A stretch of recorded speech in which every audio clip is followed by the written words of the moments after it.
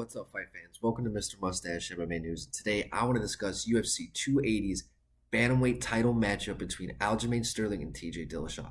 But guys, first, don't forget to hit the like and subscribe button to continue getting more MMA content by yours truly. Alright guys, moving forward, we got a really cool and interesting matchup for the 135 title fight. Aljamain Sterling is looking to defend his title against TJ Dillashaw.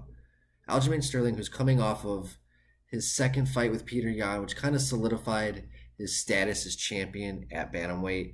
The first fight, it was definitely not looking good for him, and then he got hit with that illegal knee, and then he was awarded the victory, and then he had neck surgery right after that. So it was 13 months until he was able for Peter Yan to get that rematch with him, and Aljamain was able to kind of eliminate that controversy with getting a split decision victory over Peter Yan. A lot of people thought Peter Yan won that fight. I thought Peter Yan won that fight.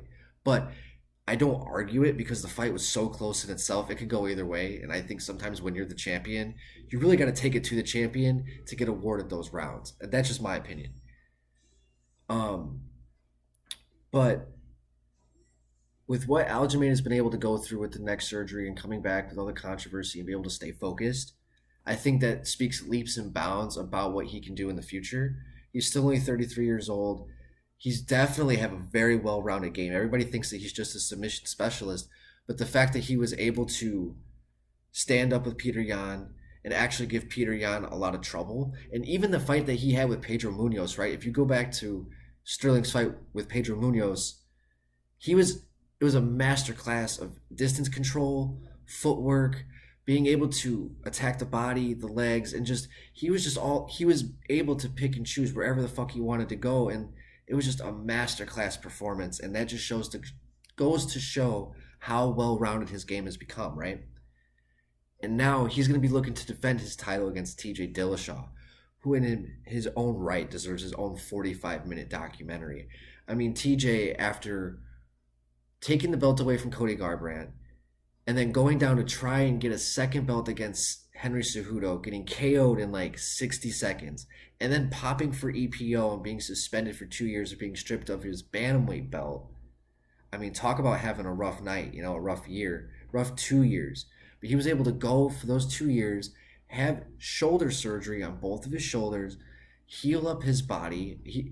I think that happened between ages of 33 and 35. It's been a year since his fight with Corey Sandhagen, right? He came back after 2 years, got tossed in with a killer in Corey Sandhagen, and was able to battle through a blown out knee that he blew his left knee out in the very first round, had that gash in the second round, and was able to outpoint, out-pressure. His footwork was still phenomenal, was still masterclass, and was able to get the W against Corey Sandhagen. You could even say that he won 4 rounds to 1. I think that second round he got his ass kicked a little bit. He had that nasty gash, he got dropped. But rounds 1, even with a blown out knee, 3, 4, and 5, I mean, his fight IQ, his footwork, his ability to eliminate Corey Sandhagen's reach was just, again, masterclass. So what he's been able to do, fight through all these things, go through the fire, fight through injuries.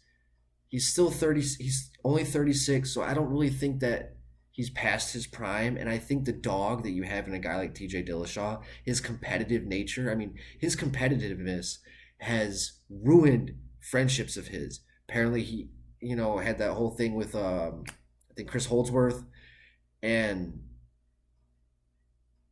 it just goes to show the guy is a dog. He is competitive. He's willing to do anything to win.